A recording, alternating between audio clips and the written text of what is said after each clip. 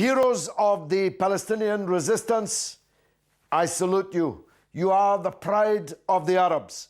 You are the pride of the Muslims. You are the pride of free people everywhere. Because no one in their right mind sees the situation in Gaza any way than as a victory for the free people of Palestine, who may be besieged, may be occupied, may be annexed, may be exiled, may be scattered to the four corners of the earth, but are free and are ready to fight and stand until the last man, woman, and child for their country, for their dignity.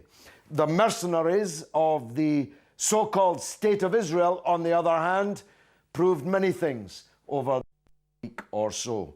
They proved that they are ready to kill as many children as they can.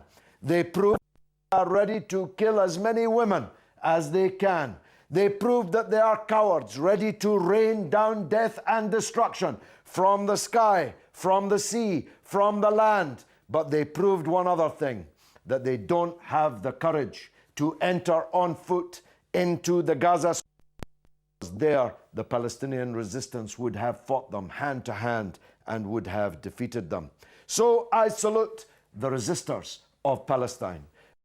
I salute the people who supported them all over the world, including, as Ismail said today, the Islamic Republic of Iran, without whose support the resistance would not have been able to withstand this murderous onslaught. Israel is sunk in shame all around the world. They're stabbing each other now, this evening, front and back, blaming each other. The Israeli public is asking, what is that killing for?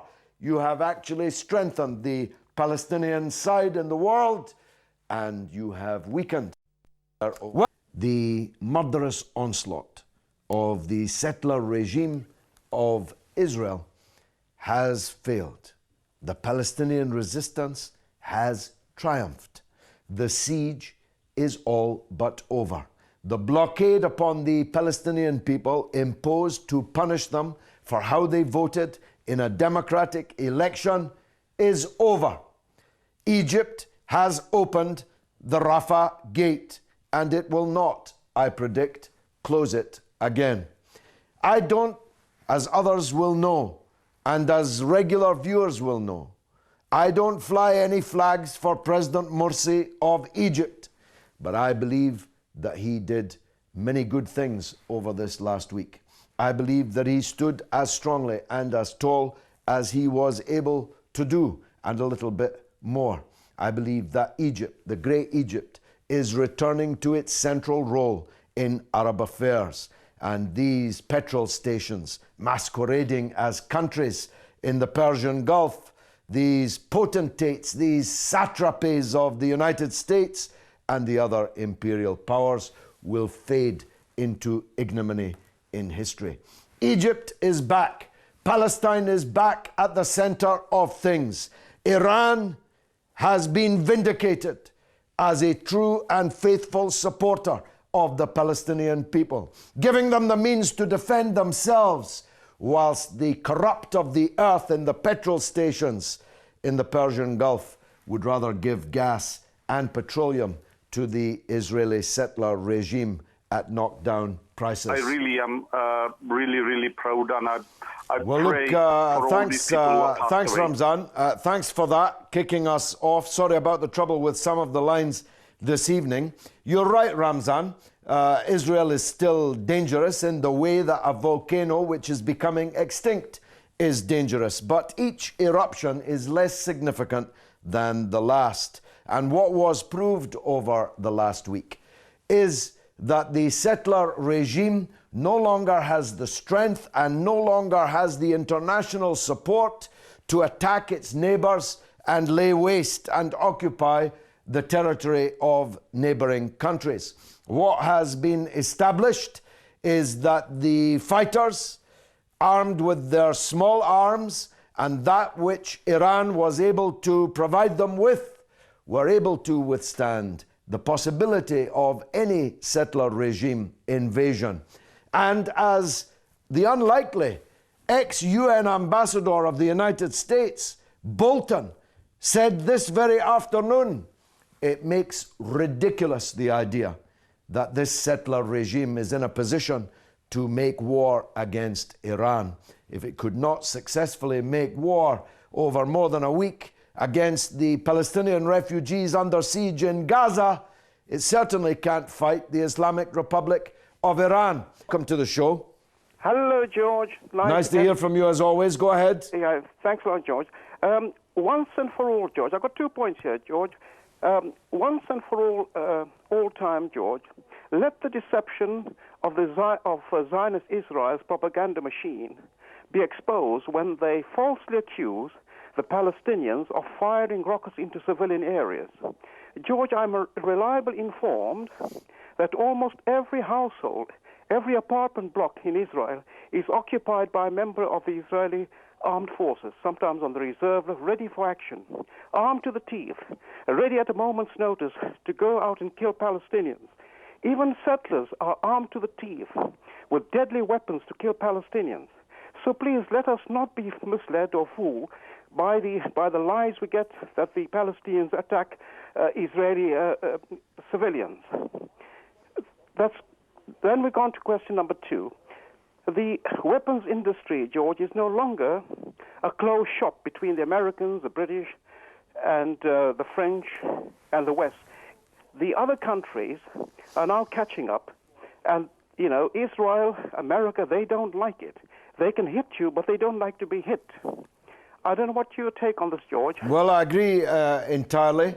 The Prime Minister of Palestine, Ismail Haniyeh, who was threatened with assassination by the settler state, along presumably with his wife and his 13 children in his little squalid house in a refugee camp in Gaza. Not many prime ministers live in such houses in refugee camps, but Ismail Haniyeh does. He was threatened with death by Israel, but he stood tall, and he was on the television today, and he thanked especially the Islamic Republic of Iran for the help that they had given the Palestinian people. And you're right, the monopoly of power which Israel had over not just the Palestinians, but all the neighboring Arab states is over. The resistance in Lebanon taught the Israeli army a bloody lesson when that army invaded Lebanon in 2006, and the Palestinian resistance has just taught them another lesson, and the whole world was watching. Who needs an interview on Sky News? Who needs an interview on the BBC? In fact, one of the characteristics of this latest war is the extent to which huge sections of the public are searching for Press TV and other satellite channels not under the control of the imperialist powers, how they're looking in the different corners of the internet, how Twitter has revolutionized communications, how people can tweet me from Gaza within seconds of rockets exploding in the houses next door to them. I want to make a comment for the Israelis.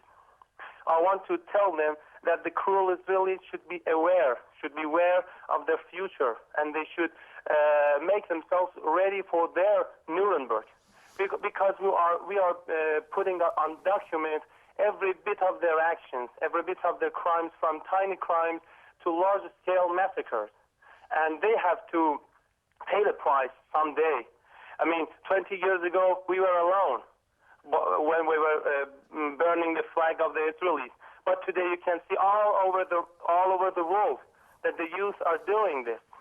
So the last comment of me is going for the Arabs. It's going for the Arabs who were not hesitating for pouring bulk of weapons to the Syria, for toppling the resistant government there in Syria. But in terms of Palestinians and in terms of Gaza, they are just limiting themselves for the humanitarian aid, which we know that they're not supporting in general. Well, look, you've made, Ahmed, you've made a great series of points, but I can only deal with the last one. These satrapies, these corrupt dictatorships, these corrupt so-called, I stress, Sunni powers in the Persian Gulf. Their only assistance to the Palestinian people, and even then it's highly limited, is to feed them buns as if they were animals in a zoo, handing buns through the bars to keep them alive.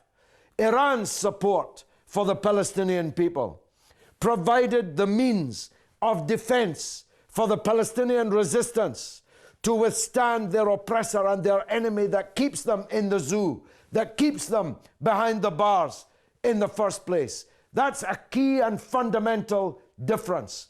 And doesn't it just give the lie to these sectarian fools who seek to divide the Muslims on a sectarian basis, who try to make Iran the enemy, whilst collaborating with the real enemy, Israel and the United States of America? Doesn't it just expose these tyrants as the liars and deceivers that they truly are? Ahmed, thanks for the opportunity to say that. That was in Tehran. This is in Leeds. This is Ash in the United Kingdom. To the show. Thank you, Mr. Galloway. Welcome, go ahead. May Allah bless you and reward you and Press TV. Thank you. I thank Almighty Allah. I thank Egypt. I thank Iran. And I thank the brave Hamas warriors for defeating Israel. As for the leaders of the so-called international community, they have lost totally their sense of judgment. If they think Israel should defend themselves, but the poor Gazas in the open prison should not defend themselves, then they live in cuckoo land. And I was surprised to hear Mr. Sharon, Ariel Sharon's son, if it is true that he wanted Gaza flattened. It's true. Like Hiroshima, he said. Like Hiroshima. Like father, like son, if they say that, it is very true. A dog does not give birth to a goat. He certainly gives birth to a dog. And if it is true, this guy must be as wicked as his father.